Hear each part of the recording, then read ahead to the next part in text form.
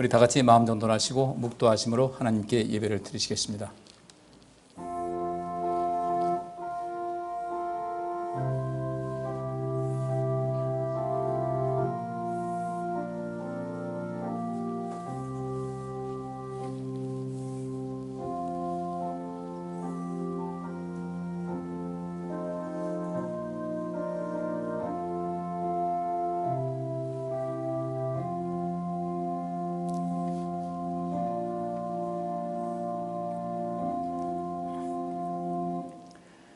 때가 이르리니 사람이 바른 교훈을 받지 아니하며 귀가 가려워서 자기의 사욕을 쫓을 스승을 많이 두고 또 그 귀를 진리에서 돌이켜 허탄한 이야기를 쫓으리라.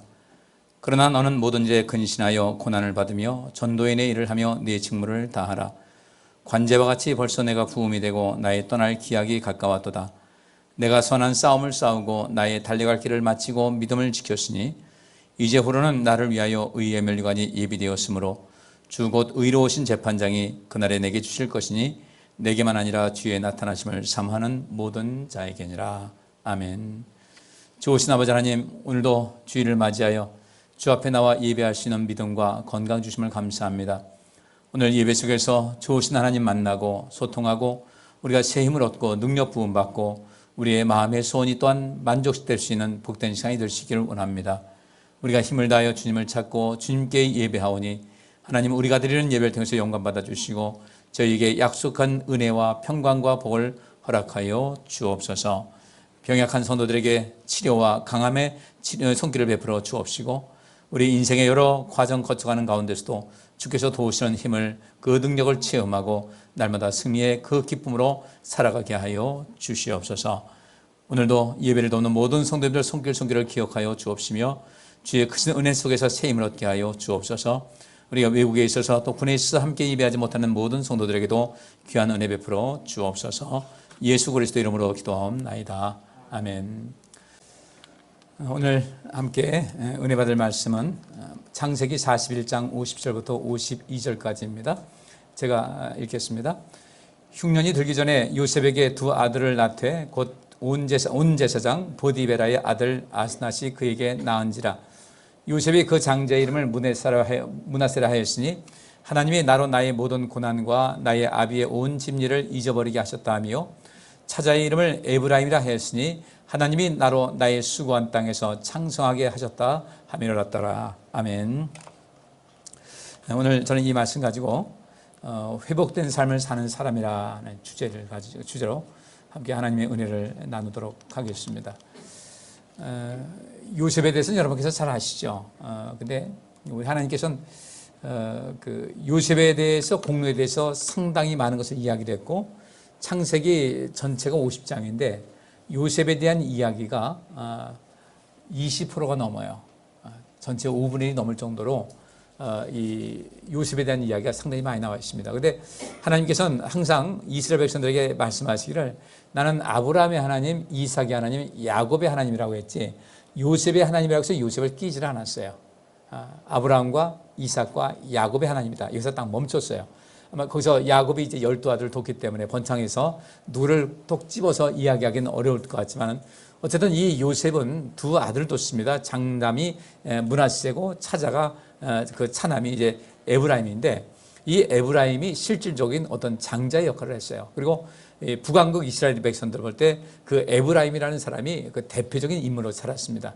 그러니까 이 요셉이라는 사람은 하나님께서 아브라함의 하나님, 이삭의 하나님, 야곱의 하나님으로 딱 끝이지만은 그 이후에 이스라엘 백성들이 더욱더 온전케 된, 그러니까 큰 민족으로 그 자라날 수 있고 형성될 수 있게 한 것에 가장 큰 바탕이 한 것은 바로 요셉이었습니다. 그렇기 때문에 창세기에서 요셉에 대한 이야기가 많이 나오고 있고 또 이 유대인 그 랍비 중에 한 사람은 요셉에 대해서 책을 2000권에 썼다고 하더라고요. 그래서 그들이 바라보는 그가 요셉에 대해서 얼마나 많은 이야기를 도출해냈었길래 그렇게 되나 좀 저도 존경스러운데 어쨌든 우리가 오늘 이 요셉을 통해서 회복된 삶을 사는 사람, 요셉이 그랬거든요. 회복된 삶을 살았어요. 여러분 잘 아시다시피 요셉의 이야기는 참 많은 이야기가 있습니다. 어렸을 적에는 그 아버지의 사랑을 많이 받았어요. 또 이 야곱이 네 아내가 있었습니다. 그다음에 일부 다쳐져 있으니까. 근데 이 네 아내가 있었는데 그 중에서 제일 사랑하는 아내가 라헬이었어요. 그 라헬이라는 여인을 자기 아내로 삼기 위해서 14년 동안이나 일꾼으로 어쩌면 종살이 하듯이 했는데, 그렇게 해서 그 라헬이라는 아내를 얻었는데, 그 라헬이라는 그 여인을 통해서 태어난 아들이 요셉이었습니다. 그래서 또 이 라헬은 세상에 일찍 떴어요. 그 동생을 낳다가, 요셉의 동생을 낳다가 그 산후 이런 문제 때문에 이제 세상을 떠나게 됐는데, 그래서인지 야곱은 그 요셉을 아주 무척 다른 아들보다 더 많이 사랑을 했습니다. 근데 이 야곱의 그 가문을 보게 되면은 그냥 그야말로 역기능적인 그런 모든 모습을 그대로 가지고 있었습니다. 아이들은 전부 다 자기 어머니라 하죠. 레아도 그렇고 라헬도 그렇고 또 각각의 그 두 사람의 그 여종에게 태어난 자녀들이 있었는데, 전부 다 그냥 이 모든 관계가 이복 형제가 있었던 겁니다. 자기 친어머니가 아닌 사람들 다 섬길 수밖에 없는 그런 가운데서 형제 간의 알력도 있었을 것이고, 또 그 엄마라고 하는 사람들 사이에서 역시 마찬가지로 자기 아이를 돌보다 보니까 다른 아이들에게는 약간의 어떤 눈에 보이지 않는 어떤 차별적인 것이 있었겠죠.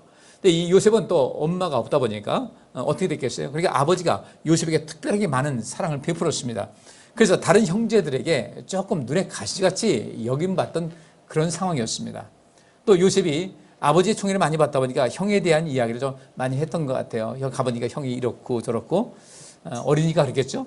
그런 와중 속에 아버지의 그 심부름을 가기 위해서 형제들이 갔다가 그 윗 형들에 의해서 죽을 뻔하는 그런 과정을 거치고 겨우 목숨 부지해서 애굽의 종으로 팔려가게 됩니다.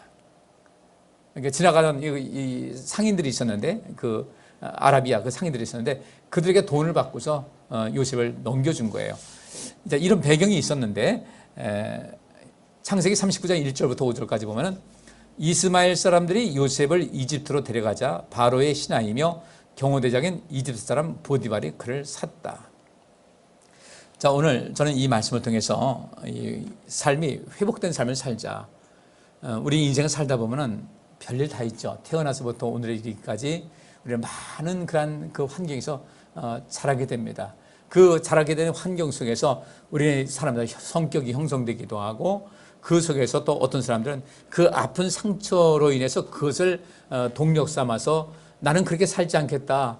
내가 많은 학대를 당했다보다는 나는 더 이상 누구를 학대하지 않고 누군가 학대받는 사람들을 내가 사랑하며 살아야 되겠다는 이런 마음을 갖는 사람이 있고, 또 어떤 사람들은 그 많은 학대와 어려움 속에 살아왔던 것이 거기서 그 늪에서 벗어나지 못해서 평생을 인생을 힘들게 살다가 초라하게 마감하는 그런 사람도 있어요. 우리는 지금 이 시간에서 우리가 살고 있지만 앞으로의 인생은 지금보다 훨씬 더 행복해야 되거든요. 그러니까 그래서는 우리 어쨌든 회복이 돼야 돼요. 회복돼야 앞으로의 인생을 제대로 살 수가 있어요. 우리의 과거는 돌이킬 수가 없어요. 근데 이 돌이킬 수 없는 그런 과거 생활 속에서 내가 지금 그것에 지나치게 영향을 받는다 할 때는 이것을 어느 순간인가 좀 단절할 수가 있어야 된다는 거죠. 그것이 우리가 굉장히 중요한 것이거든요. 그러면 이 단절하는 삶 속에서 무엇이 필요한가? 여기 오늘 본문 말씀에 나온 대로 흉년이 들기 전에, 좀 이따 설명드릴 거예요. 흉년이 들기 전에 요셉에게 두 아들을 낳았다. 근데 곧 온 제사장, 온이라는 지역에 있는 제사장 보디베라의 딸 아스낫이 그에게 낳았는데, 요셉이 그 장제 이름을 므낫세로 했다는 거예요. 근데 이 므낫세라는 뜻이 무엇이냐면, 하나님이 나로 나의 모든 고난과 나의 아비의 온 집일을 잊어버리게 하셨다. 여러분, 인생 살면서 내가 아픈 과거의 삶을 잊어버릴 수 있겠어요? 물론 잊혀지는 것도 있겠죠. 근데 그 많은 아픔, 특별히 요셉과 같은 그런 아픈 삶의 역사를 가진 사람들은 잊어버리기가 굉장히 힘들어요. 근데 므낫세가 낳습니다. 첫 아들을 낳았는데, 이 요셉이 이름을 지을 때 므낫세를 한 거예요. 므낫세, 하나님이 나로 나의 모든 고난도 잊어버리게 하셨고 나의 아비의 온 집일을 잊어버리게 하셨다. 그러면 나의 아비의 온 집일은 무엇입니까? 형제들한테 학대를 당한 거예요. 아버지의 사랑도 있었지만 형제들에게 학대를 당해서 버림받았어요. 얼마나 마음 아팠겠어요. 어린 시절, 보통 우리가 한 17세 정도 나이가 아닐까 이렇게 생각을 하고 있습니다만, 그 어린 나이에 완전히 외국으로 팔려간 겁니다. 이 당시 종의 개념은 뭐예요? 자기 생명이 아니에요. 여기 뒤에 있는 말씀 나오지만 보디발이 그를 돈을 주고 샀어요. 물건인 거예요. 사람이 아니고 인격도 아니고 물건인 거예요. 보디발에게 팔렸습니다. 거기서 얼마나 많은 고생을 했어요. 그가 하나님의 은혜로 말미암아 모든 것이 온전케 돼서 보디발에게 대접받기 이전에 얼마나 많이 힘들었겠어요. 하루아침에 봤을 때 보디발이 괜찮다, 내가 잘해주지, 이런 마음이 없었을 것이라는 겁니다. 보디발이 얻어지는 것이 있으니까 그를 잘해준 거예요. 그러다가 거기서 이 보디발의 아내가 이 요셉, 젊은 요셉을 보면서 괜히 그냥 자꾸 추파를 던질 거예요. 이 추파를 던질 때 요셉은 그것을 단호하게 거부를 하다가 결국은 그 보디발의 아내가 음해하고 또 고발하는 바람에 결국 어떻게 됐습니까? 그럼 감옥에 갇히게 됐어요. 감옥에 갇혔는데 그는 변명하지 않았습니다. 참 지혜로운 사람이었어요. 나 억울하다. 거기서 억울하다고 큰 소리 쳐봐야 자기 목숨을 잃는 것이니까 하나님의 때를 기다린 거예요. 이런 여러 가지 과정이 있었는데 그렇게 그가 당한 이런 모든 고난이라는 것은 말할 수가 없었던 겁니다. 10년이 넘도록 어려운 고난과 종살이하면서 멀쩡하게 아주 그 좋은 집안에서 편안하게 살던 이 요셉이 전혀 그 경험하지 못했던 나락으로 떨어졌을 때 그 엄청난 고난이 있었기 때문에 그는 말하기를 그 장자 이름을 므낫세라는 것은 나의 모든 고난을 내가 잊어버렸다. 또 나의 아비의 온 집을 잊어버렸다.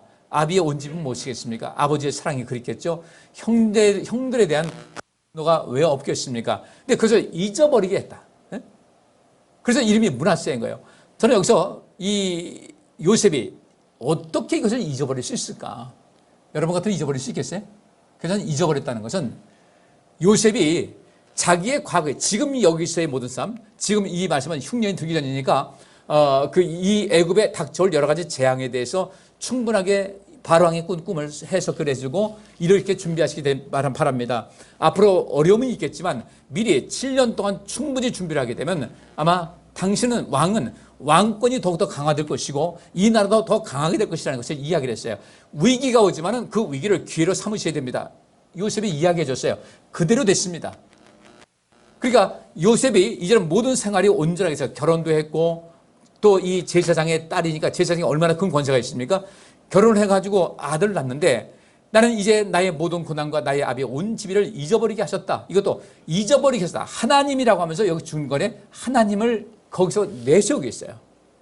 하나님께서 나로 나의 모든 고난을 잊어버리게 하셨고 나로 아비의 온 집을 잊어버리게 하셨다. 많은 아픔도 있었고 고난도 있었지만 그 고난도 마음의 상처도 잊어버리게 하셨다. 잊어버린 것이 아니라 그런 재해석을 한 거예요. 뒤에 말씀 보면 나옵니다. 요셉은 자기 과거의 아픈 그 기억과 고통스러웠던 이런 모든 것을 지금 현재 총리가 됐습니다. 이 모든 것이 어떻게 됐나 봤더니 그런 그 속에 하나님께서 철저하게 개입하셨고 함께 하셨다는 것을 알게 됐던 거예요. 그래서 이것이 하나님의 뜻이라면 내가 그 모든 것은 감당할 수 있지 않겠나. 욥과 같은 그런 마음이죠. 예수님께서 내가 이 땅에 온 것은 아버지의 뜻을 이루기 위해서 내가 왔다고 하듯이 주님께서 우리 하나님께서 그렇게 이해하시니까 요셉은 자기의 삶에 대해서 재해석을 하기 시작했던 거예요. 그래도 형들이 미웠을 겁니다. 미운 정도가 아니라 증오가 꽉 차 있을 거예요. 그런데 나중에 있는 말씀 보니까 형들을 위로를 합니다. 이 일은 형들이 한 것 같이, 실제로는 형들이 한 것 같이 하지만 하나님께서 하신 것입니다. 하나님께서 하신 일을 우리가 뭐라고 할 수 있겠습니까? 그래서 나도 잘 됐고 형님들도 잘 됐고 우리 집안들도 잘 됐으니 전혀 마음 쓰지 말라고 하면서 모든 것을 새롭게 해석을 한 거예요. 여러분들, 우리 인생에 과거의 삶 다 있습니다. 제일 처음에는 우리 부모님과의 관계겠죠. 이것을 심리학에서는 대상관계 이론이라는 그런 학문의 범위가 또 있습니다. 대상관계예요. 사람이 태어나면 처음에 부모님을 만납니다. 그리고 그 아이는 부모님 만나고 부모님은 아이를 만납니다. 근데 아이를 키우다 보니까 부모님들이 정말 우리 다 경험 있지만은 뭘 알고 낳았어요? 알고 키웠어요? 그냥 조그만 지식 가지고 키웠어요. 멋 모르고 키웠어요. 왜? 우리는 그 아이가 처음이었기 때문에. 처음 난 아이가 처음이었다고요. 어떤 아이가 좀 부모님하고 갈등이 있어가지고 엄마하고 이제 다툼하다가 엄마가 좀 여러 가지 미안한 마음이 있어. 아들아 미안하다. 엄마는 아들이 처음이었어. 그러니까 이 아들이 뭐라고 하지 아세요? 엄마, 나도 엄마가 처음이었어. 나도 엄마가 처음이었어요. 그러니까 엄마는 나에게 자꾸 내가 처음이었으니까 이해하라고 말하지 말고 나도 엄마가 처음이었는데 나도 그래서 많이 상처를 받은 거야. 엄마 내 마음도 이해되잖아. 이런 겁니다. 근데 인생을 살면서 그렇게 아이들은 절박하거든요. 우리 부모님들은 자녀를 그렇게 절박하지는 않아요. 잘 키워야 되겠다는, 잘 온전하게 키웠다는 것이. 근데 이 아이들은요 태어나면서부터 어떤 마음 같든가 이 아이들은 절박합니다. 자기 생명을 어떻게 유지할 수 있을까 본능에 충실하기 때문에 이 아이들은 절박합니다. 그래서 그 아이는 빨아들이는 것이 굉장히 많아요. 더 많은 사랑받고 싶어 합니다. 더 많은 의지를 하고 싶어 합니다. 근데 우리 부모님들이 그것을 잘 알아서 돌봐주고, 아이가 울 때 이 우는 것은 엄마를 괴롭히려고 우는 것이 아니라 이 아이가 뭔가 엄마 나 뭔가 필요해요. 엄마인지도 모르죠. 처음에는요. 저 뭔가 필요합니다. 저 좀 도와주세요 해서 아이들이 아플 때는 자지러지게 울고, 그죠? 졸릴 때는 칭얼거리면서 울고, 그죠? 배고플 때는 배고픈 울음이 다 다르잖아요. 키워보시니까 알잖아요. 나중에 보니까 알겠더라 이겁니다. 그래서 이런 대상관계 속에서 아이들은 이 세상이 참 믿을만한 세상이라는 이 마음을 갖고 성장하는 아이가 있는가 하면은 그렇지 못한 아이가 있었어요. 며칠 전에 신문기사 나왔습니다. 어떤 아이가 태어났는데 젊은 부부예요. 25살, 26살인가. 그런데 이 사람들이 먹고 사는 것이, 아이는 낳는데 먹고 살 길이 막연하니까 밤낮이 바뀐 이런 직장 생활을 했어요. 그러니까 피곤하니까요. 아이에게 귀저귀를 밝게 치워줬는데 귀저귀가 곰팡이가 날 정도로 그렇게 했던 거예요. 잘 바꾸지 않아가지고요. 애가 나중에는 기운이 없으니까 울지 못합니다. 이것이 유아 우울증이에요. 영아 우울증. 울어도 반응이 없으면 그 아이들은요, 자기가 생명을 유지하기 위해서 더 이상 울지 않습니다. 울지 않아요.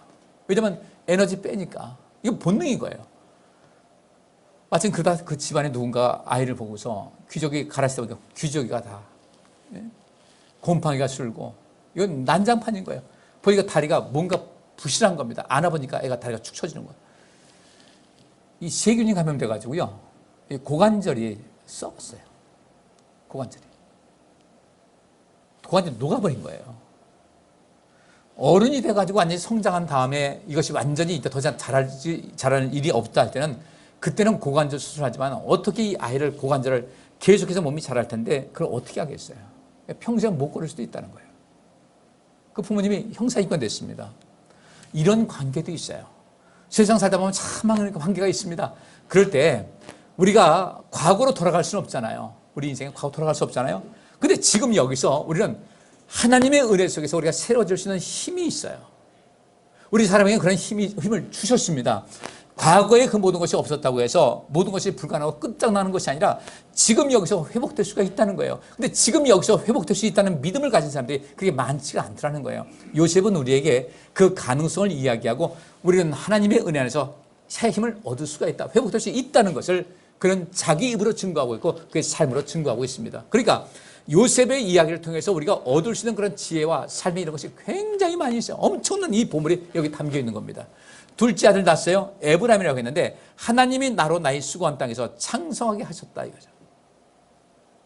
나는 이제 인생 끝나는 줄 알았는데 창성하게 하셨어요. 총리가 됐어요. 모든 사람들이 이 요셉이 지나가게 되면요, 물러거라, 우리나라 같이 하면요, 물러거라 그러면 전부 다 가면서 다 절하는 겁니다. 그렇게 했어요. 그러니까 그 여기 성경 보면 제2수레라고 그랬어요. 왕이 타는 것이 있는데 미국에도 대통령이 타는 비행기가 있죠. 에어포스 1이에요. 그건 에어포스 1인데 그 에어포스 2가 있습니다. 이 에어포스 2는 누가 타는가? 저 부통령이라든지 어떤 장관들이 어떤 특별한 일이 있을 때, 또 영부인들이 할 때 이렇게 쓰는데, 바로 왕이 바로 에어포스 1 같이 1호기를 타고 요셉은 2호기를 탄 거예요. 2호 수레를 타고서 다닌 거예요. 그렇게 높아졌어요. 그러니까 여기 있는 말씀대로 하나님께서는 이 요셉의 과거의 모든 고난과 아비의 온 집을 잊어버리게 하셨다는 것은 그것이 기억 속에 싹 지워진 것이 아니라 지금 모든 것이 새롭게 형성되면서 이것이 하나님의 뜻이었구나. 그러니까 여기서 우리가 새롭게 모든 것을 재해석할 수 있는 것은 오직 하나님의 은혜 안에서 하나님의 뜻을 아는 데서만 가능하다는 겁니다. 저는 많은 사람 만나봤잖아요. 과거에 고생했어요. 자수성가해가지고 모든 것이 온전해졌어요. 그럼에도 불구하고 과거의 상처 때문에 지금 훨씬 더 복되게 살고 있고 누가 봐도 성공했다고 하는데 과거의 삶에 꼭 붙잡혀가지고요, 인생을 힘들게 사는 사람들 많이 봤어요. 우리 이제 벗으셔야 돼요. 재해석하시자고요. 그럼에도 불구하고 내가 이런 모습이 됐다. 하나님의 은혜입니다. 하나님께서 하셨습니다. 이렇게 하게 되면요, 우리 얼마든지 자기 자신을 칭찬할 수 있잖아요. 내가 과거에 내가 뭔가 잘 됐어요. 예전보다 훨씬 더 나아요. 그러면 과거에서 내가 그때 나를 돌봤으면 훨씬 더 나아졌을 텐데라는 이런 말 하지 말고, 그때 그런 어려움 속에서도 내가 이 모습 된 거 보니까 나는 참 인생 잘 살았다, 참 하나님의 은혜다라는 이 생각을 바꿀 수가 있잖아요. 그러면서부터 앞으로 멋있게 살아갈 수가 있는데, 과거의 인생 속에서 거기서 못을 박아놓고 그 과거에 매여가지고 이 마음속에 분함만 갖고 증오심 갖고 미움 갖고 그 속에서 자기 자신을 학대하는 이런 인생 살게 되면 아무것도 없을 수가, 있을 수가 없는 거예요. 욥이 어떻게 나중에 갑질의 복을 받았습니까? 욥이 갑질 모두 옛날에 모든 것은 엄청난 상처일 거예요. 근데 그래서 하나님을 봤어요. 하나님은 선하신 분이시다. 그런 인생을 재해석한 겁니다. 앞으로 난 잘 될 것이다. 여러분께서도 요셉과 같이 욥과 같이 회복되는 삶을 살아가시기를 주의로 축복합니다. 그래서 이 요셉이 팔렸어요. 이스마엘 사람들이 요셉을 이집트로 데려가자 바로의 시녀이며 경호대장인 이집트 사람 보디발이 그를 샀다. 오늘 이 말씀을 계속 보는데 반복되어 나오는 것이 여호와께서라는 말씀이 계속해서 반복되어집니다. 여기서 여러분께서는 꼭 무엇을 얻어야 될 것인가? 여호와께서 나를 회복할 수 있다. 여호와 안에 있으면, 믿음 안에 있으면 회복된다는 이 믿음을 가지셔야 돼요. 자, 팔렸습니다. 이제 완전히 물건 취급받습니다. 이제 사람이 아니에요. 이제 더 이상 사람이 아니고 사물이에요. 일하는 사물. 말도 할 수 있건데 다 이건 사물에 불과한 거예요. 그런데 이렇게 아무데도 의지할 수 없는 절대적으로 절대 무능한 상태, 철저하게 완전히 버려진 이 상태에 있는데 하나님께서 요셉과 함께 하셨던 거예요. 여기서는 왜 어떻게 해서 이 앞에 있는 얘기는 다 생략이 됐습니다. 그다음 갑자기 여호와께서 요셉과 함께 하셨다고 그랬어요. 그러면 이것은 우리의 인생살이를 하면서 인간관계에서 지혜를 얻으셔야 됩니다. 여러분들 누구와 함께 하십니까? 여러분 싫다는 사람, 여러분들을 강하지 못한 사람들, 여러분께서 그들과 함께 하시겠어요? 아니죠. 누구와 함께 합니까? 적어도 내게 호감을 가지고 나와 함께하고자 하는 뭔가 말이 통하는 사람과 함께 하잖아요.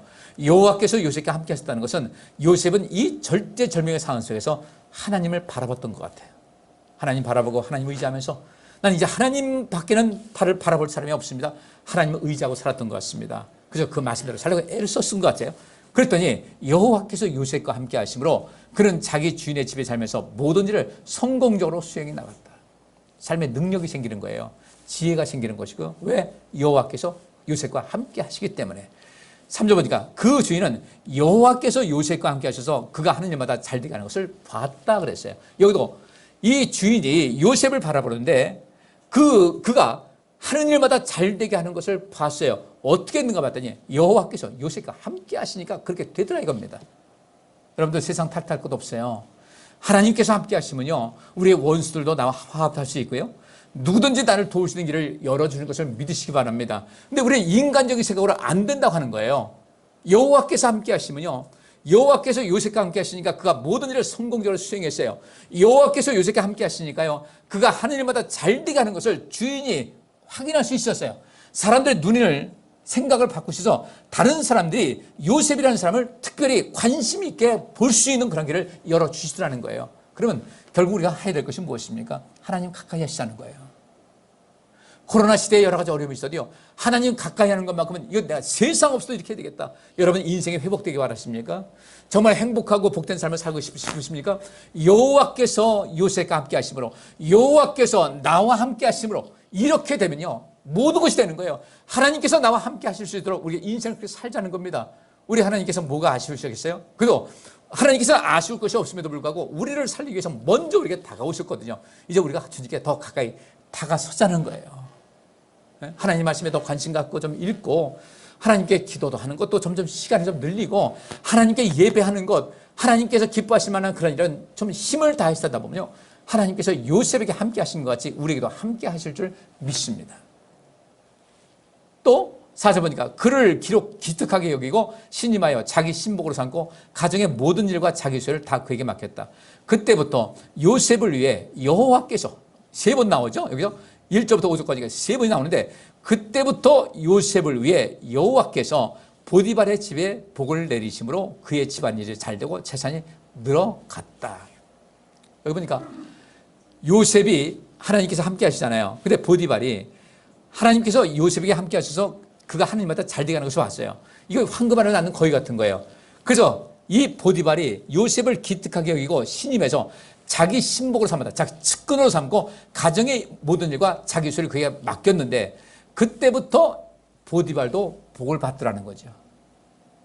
누군가에게 복 주고 사는 인생이 이렇게 의미가 있는 겁니다. 보디발이 하나님의 사람인 요셉에게 관심을 갖고 그에게 또 기특하게 여기고 자기 소를 다 맡기면서 신뢰를 하고 그를 편안하게 하니까 하나님께서 그때부터 보디발의 집에도 복을 내리시는 거예요. 여러분, 세상에 복 주는 삶을 사시기 바랍니다. 아브라함을 하나님께서 택하신 것은요, 그에게 복을 주셨고 아브라함을 알고 세상에 복 주는 사람이 되게끔 하나님께서 원하셨는데 아브라함은 진짜 세상에 복 주는 사람이 됐어요. 저는 여러분들 주변 사람들에게 행복을 주면서 사는 여러분 되시기를 간절히 바랍니다. 그게 굉장히 중요한 거예요. 여러분이 누군가에게 행복 주잖아요. 보디발은 하나님 아는 사람 아니었어요. 그죠? 근데 이 보디발이 요셉에게 함께 관심 갖고 그게 잘해주니까 보디발의 집에 복을 내려주시더라는 겁니다. 누가? 여호와께서. 우리 하나님께서는 그런 분이에요.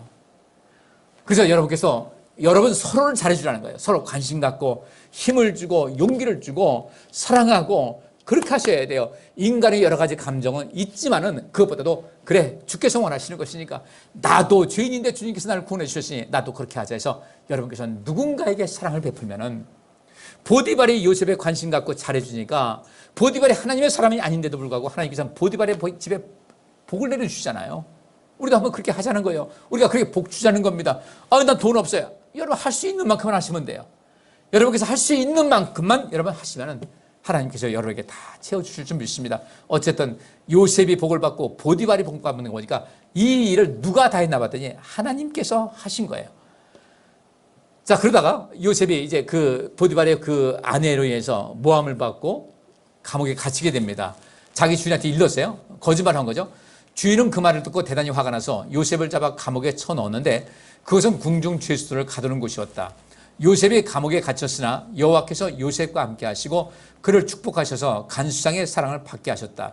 이 궁중 죄수니까 왕에게 지어준 사람이겠죠.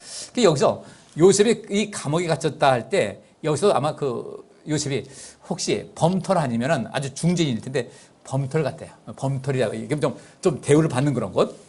근데 여기서 또 나옵니다. 여호와께서 요셉과 함께 하시고, 아이고 참 요셉이요, 하나님께서 항상 함께 하셨어요. 여호와께서 요셉과 함께 하시고 그를 축복하셔서 간수장의 사랑을 받게 하셨다. 그래서 간수장은 감옥의 죄수들을 다 요셉에게 맡기고 감옥 안의 재반 업무를 그가 처리하게 했으며 요셉이 책임 맡은 일에 대해서는 전혀 간섭하지 않았다. 보디발 같이 했던 거예요. 이것은 누가 한 거예요? 여호와께서 요셉과 함께 하셔서 그가 모든 일을 성공적으로 수행할 수 있도록 하셨기 때문이다. 하나님께서 하시니까 사람이 굉장한 능력이 있어요. 여러분, 우리 이런 복 받아야 되지 않겠습니까? 이렇게 모든 것 잘 되면요, 모든 것이 잘 되면 이 속에서 마음에 상처 있는 것도요, 아픔이 있던 것도 서서히 하나님께서 하신 것이 아니까 하나씩 내려놓게 되고, 그것도 내게 유익이었다. 그때 그것이 내게 독인 줄 알았더니 그것이 약이었다는 것을 알게 됩니다. 그래서 이 요셉이 회복이 됐는데 혼자 회복된 것이 아니라 오히려 자기 때문에 그 요셉을 그렇게 팔아넘긴 그 형들이 무서워서 벌벌 떠니까요, 그들 계속 안아주는 거예요. 형님 오해하지 마세요. 두려워하지 마세요. 이 일은 형님들이 한 것이 아니라 하나님께서 하신 것입니다 하면서 제가 오히려 형님한테 감사해야죠. 회복한 사람은 이 마음속에 사랑의 마음이 넘치게 돼요.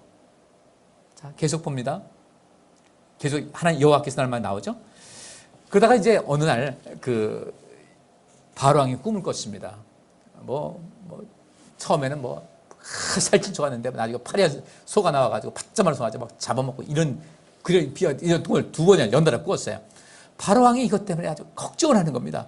그때 요셉이 감옥에 갇혔을 때 그 앞에 나와 있는 대로 왕에게 죄 지은 사람들이 있는 그 감옥에 있었다고 그랬잖아요. 그러니까 왕의 떡 맡은 음식을 담당하는 그런 관원하고 왕의 술을 맡은 관원 두 사람이 왔었습니다. 이 사람들이 자기가 살지 죽을지 무서워서 벌벌 떨고 있을 때 요셉이 이 얘기를 해줬어요. 그들이 꿈을 꾼 걸 얘기하니까 떡 맡은 그 관원, 음식 관리하는 일하는 사람에게는 당신은 못 살 것 같습니다.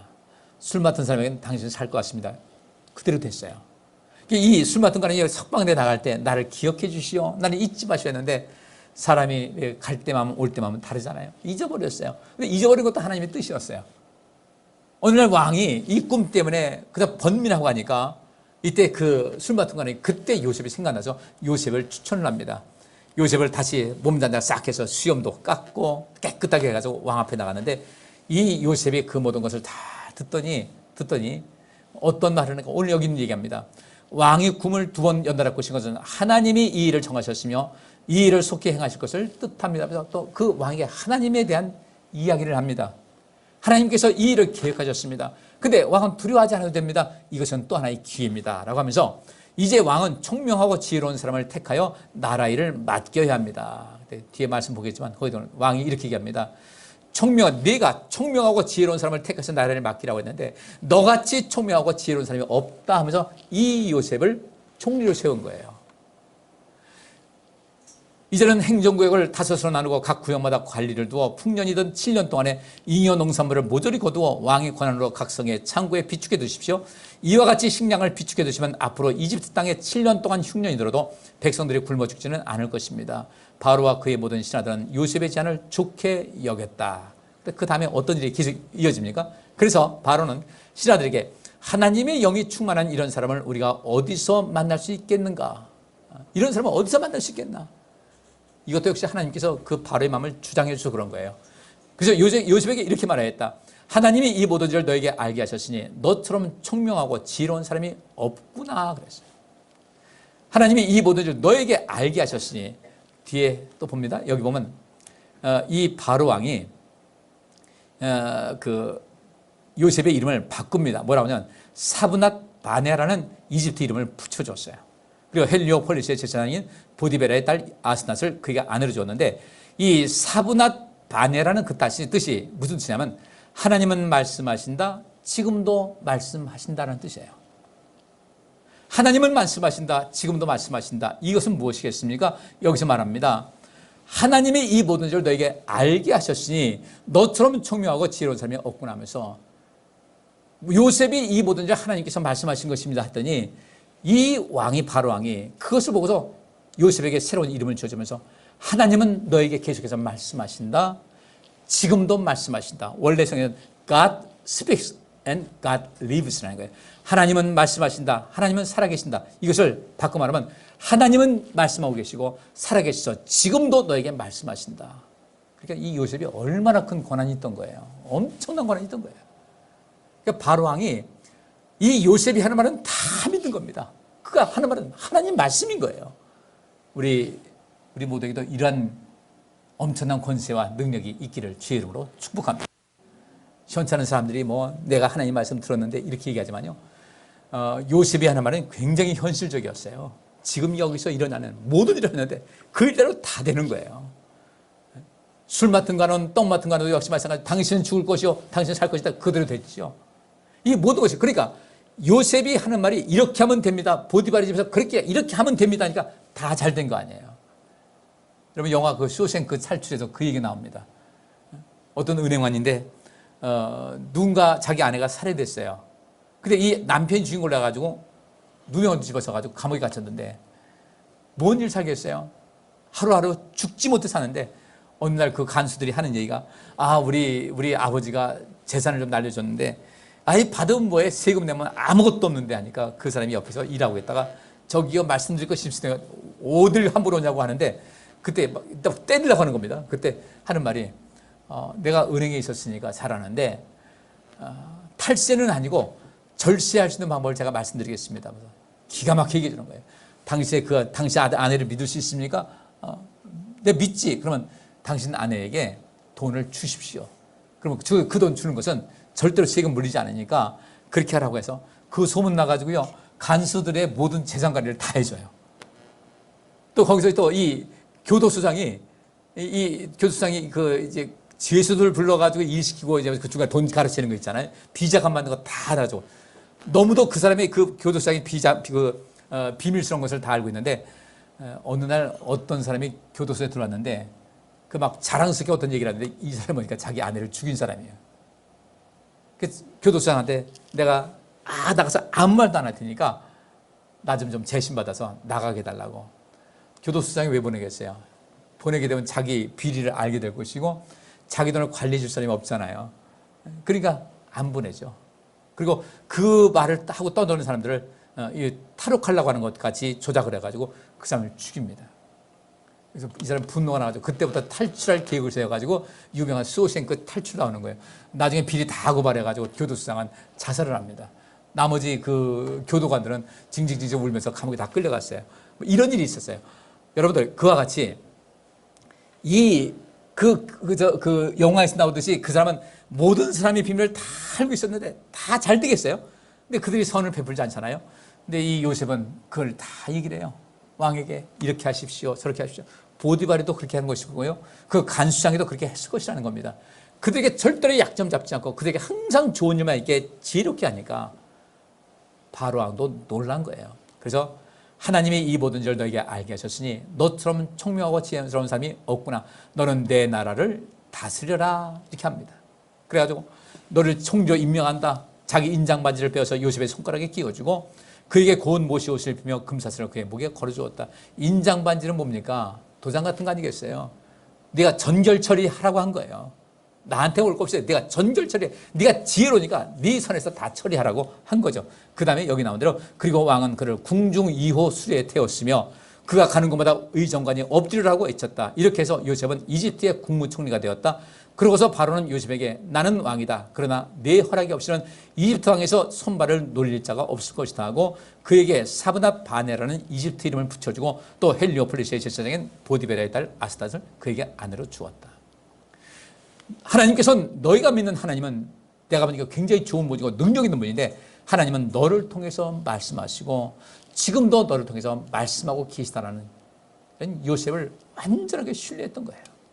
어떻게 해서 이렇게 됐을까? 우리 성도님들, 우리 인생살이 하면서 아픈 기억이 있죠. 슬픈 기억이 있고요. 다시 생각하고 싶지 않은 것도 있고 때로는 분노도 있고 그래요. 그것 가지고 인생 살면요, 우리 인생 피곤해요. 물론 다 떨쳐버릴 수 없죠. 그래서 거기서 가능한 빨리 자유를 얻기 위해서요, 내 인생을 새롭게 하셔야 돼요. 저는 여기서 여러분에게 하나를 제안하겠습니다. 하나님을 가까이 하셔요. 그러면 내 안에서 풀리지 않는, 내가 도저히 용서할 수 없고 이 아픔에서 그 기억이 지워지지 않는 이런 모든 속에서도 하나님께서는 새로운 세상을 펼쳐주실 줄 믿습니다. 전에 제가 우리 성도님들에게 오두막이라는 영화를 한번 보여준 적이 있었어요. 어린 딸을 잃고서 고통하는 그 사람에게 아주 희한한 세상을 전무하면서 자기 딸이 천국에서 그렇게 즐겁게 뛰어놀고 있는 이런 모든 것을 보면서 위로받는 그런 영화, 참 굉장히 감동적인 영화예요. 그 사람은 거기서 이 인생이 바뀌었습니다. 우리는요, 현실적이든 어쨌든 내 삶 속에 회복돼야 될 그런 부분이 있어요. 회복돼야 일하지 않겠어요, 그죠? 병원에서 입원했습니다. 몸이 회복될 때까지 몸을 관리해야 돼요. 회복하지 않고 바로 일을 할 수가 없어요. 내 인생은 회복돼야만 내가 행복을 누릴 수가 있어요. 요셉은 회복했습니다. 어떻게 해서? 하나님께서 그와 함께 하셨어요. 왜 그에게 함께 하셨을까? 그는 하나님을 늘 가까이 하고 하나님께만 해답이 있다는 것을, 하나님에게 진정한 답이 있다는 것을 알고 그분만을 바라봤던 거예요. 그분만 바라보면서 어떻게 했습니까? 보디발의 집에서 그렇게 일을 하면서도 절대로 개인적인 어떤 이득을 취하려고 하지 않았어요.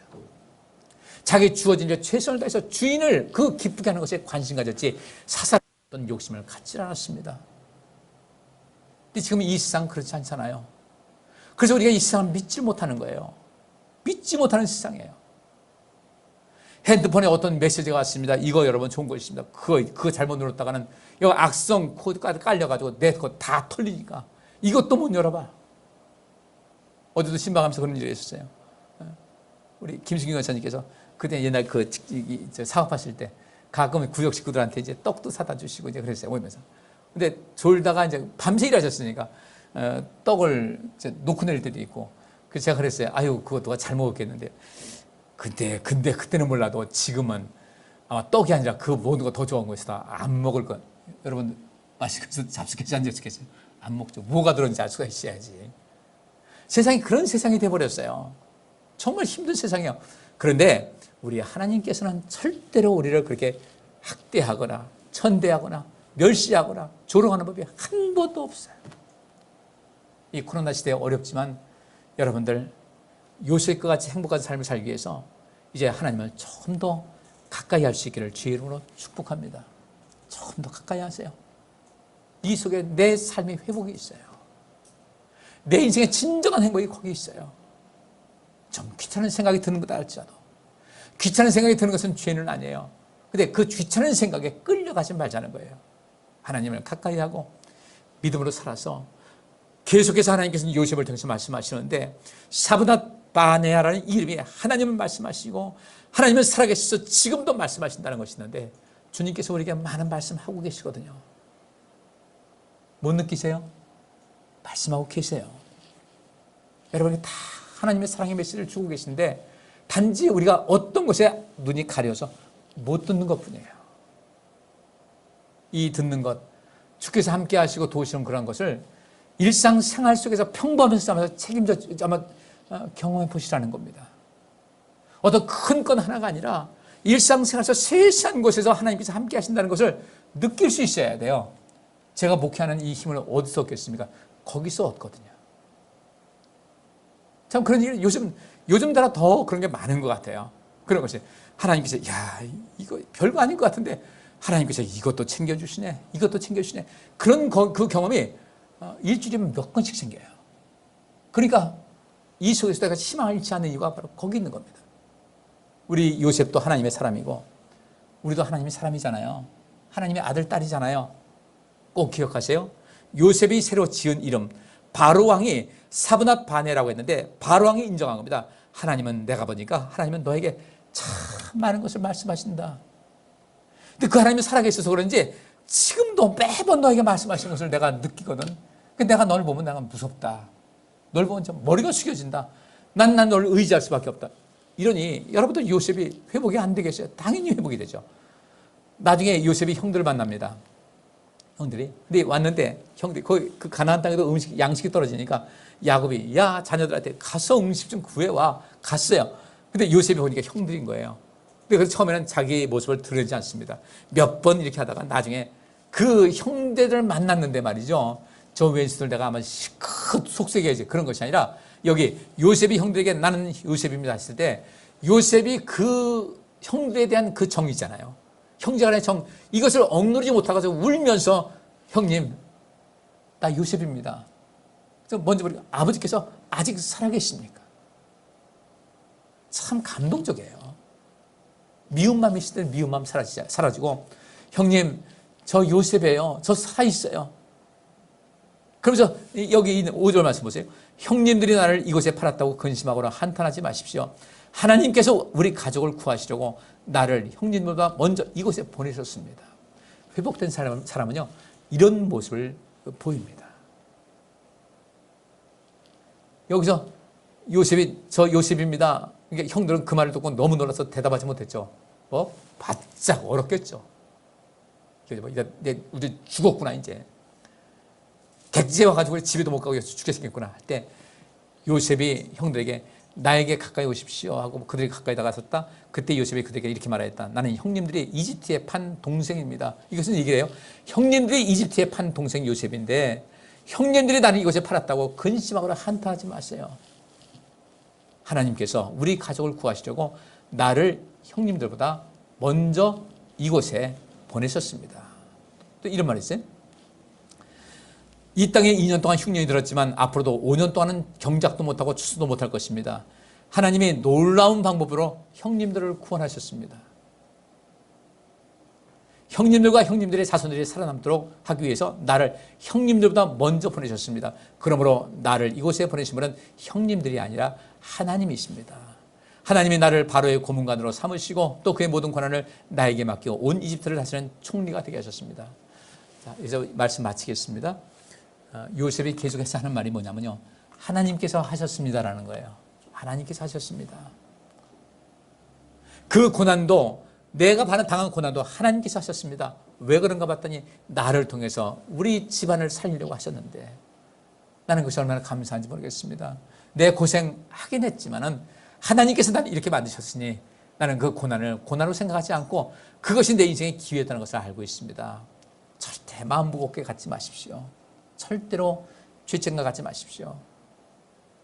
나를 이곳에 보내신 분은 형님들이 아니라 하나님이십니다라는 이 말로 그 요셉이 그 마음의 아픔이 있고 그 고난과 그 많은 아버지 집안일에 모든 잊게 하셨다고 해서 문화시로 이름을 지은 것 같은 것이 그냥 빈말이 아니라 그렇게 된 거예요. 다시 한번 말씀드립니다.